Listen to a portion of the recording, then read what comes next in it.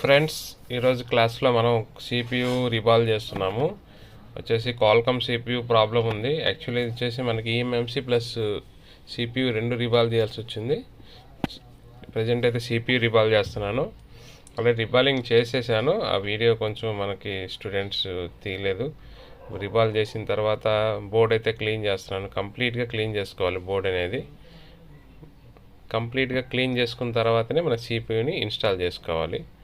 Okay, already cleaning అయిపోయింది, final స్టేజ్లో ఉంది.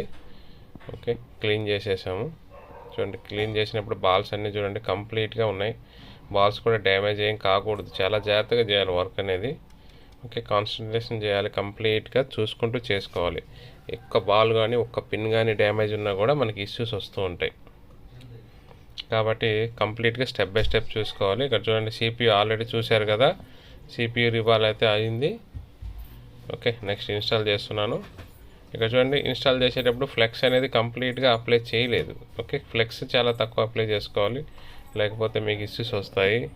అంటే మీకు సిపియు అనేది కంప్లీట్గా ఇన్స్టాల్ అవ్వదు. కొంచెం మీకు లైట్గా మీరు హీట్ చేసేటప్పుడే ప్రాబ్లం వస్తుంది. ఓకే, సిపియు హీటింగ్ అనేది కొంచెం టెంపరేచరు ఎక్కువే ఉంటుంది. రెగ్యులర్గా అయితే తక్కువ టెంపరేచర్లో సిపియు రిబాల్ ఇన్స్టాల్ అవ్వదు. ఓకే, స్టెప్ బై స్టెప్ చూడండి. ఆఫ్టర్ సిపియు ఇన్స్టాల్ అయిన తర్వాత కూడా సిపియు ఓకేగా కరెక్ట్గా ఇన్స్టాల్ అయిందా లేదా అనేది కూడా మనం చెక్ చేసుకోవచ్చు అనమాట.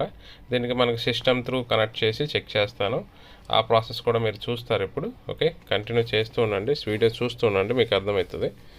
ఫస్ట్ అయితే మన సిపియు అయితే కనెక్ట్ చేశాను, దీన్ని ఇన్స్టాల్ చేయాలి. బ్లో కొడుతున్నాను.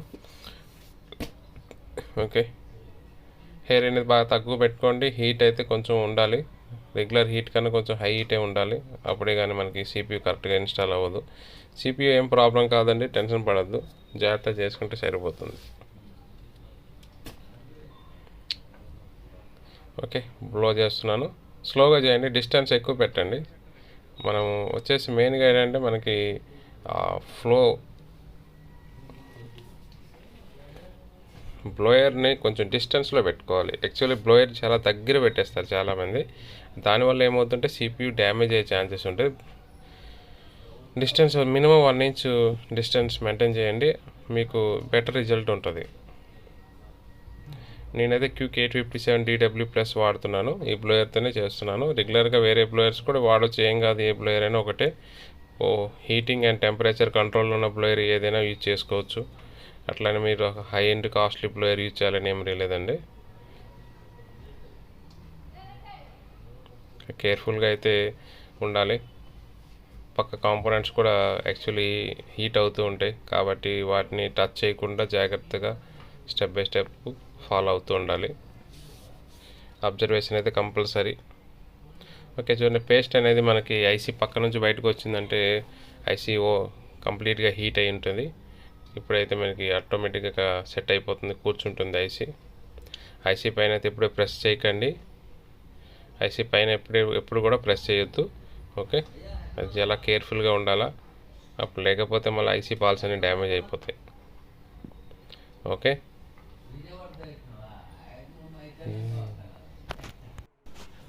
ఓకే, చూడండి, కంప్లీట్గా చెక్ చేసి చేస్తున్నాను. ఒకసారి మళ్ళీ చెక్ చేద్దాం.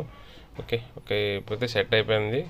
బట్ జాగ్రత్తగా ఉండాలి. ఒకసారి చూడండి, జస్ట్ షేక్ చేశాను, షేక్ చేసేటప్పుడు సెట్ అయినట్టుంది, కాబట్టి మనకు అర్థమైపోతుంది. ఓకే, సెట్ అయిపోయింది. ఇక మనం చెక్ చేయాల్సిందే నెక్స్ట్ స్టెప్. కొంచెం కూల్ అయ్యే వరకు వెయిట్ చేయండి. ఎప్పుడైనా కూల్ అవ్వాలి, కూల్ అయిన తర్వాతనే మనం నెక్స్ట్ స్టెప్ వెళ్ళాలి. కూల్ కాకుండా మనం వేరే ఏం సెట్ చేయొద్దు. అంటే కూల్ తర్వాతనే పవర్ అనేది ఇవ్వాల్సి ఉంటుంది. ఇది మెయిన్గా ఇంపార్టెంట్ అనమాట.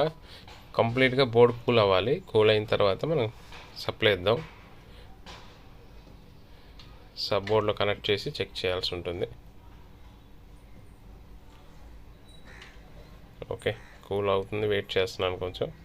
ఓకే, ఈ లోపల మనం ప్రోగ్రామింగ్ చేస్తున్నాను, ఈఎంఎంసి ప్రోగ్రామింగ్. యాక్చువల్లీ ఇది బ్యాడ్ హెల్త్ వచ్చింది, వాళ్ళు తెలియక ఏం చేశారంటే వేరే దాన్ని తీసేశారు. మనకు వేరే టెక్నీషియన్స్ తీసేశారు కాబట్టి ఇబ్బంది ఉంది. ఓకే, అయితే ఇప్పుడైతే మనకు కంప్లీట్ బ్యాడ్ హెల్త్ వచ్చింది, వాళ్ళు ప్రోగ్రామింగ్ జరుగుతుంది.